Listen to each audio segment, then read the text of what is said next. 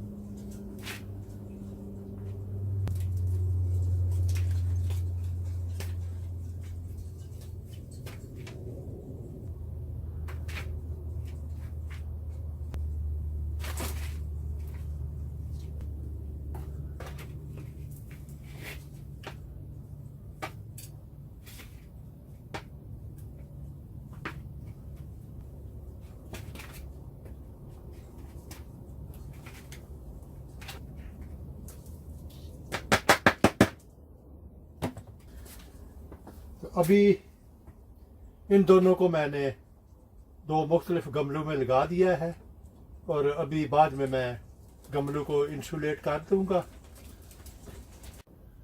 अगर आपको मेरा काम पसंद हो तो आप अपने दोस्त, अहबाब और रिश्तेदारों के साथ शेयर करें।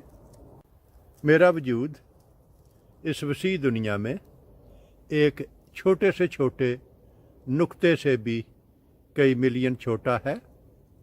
अगर आप एक दफ़ा मुझे गुम कर देंगे तो फिर शायद आपके लिए मुझे ढूंढ निकालना मुश्किल हो। तो क्यों ना इससे बचने के लिए आप मेरे चैनल को सब्सक्राइब करें, तो आपके लिए मुझ तक रसाई आसान होगी। शुक्रिया।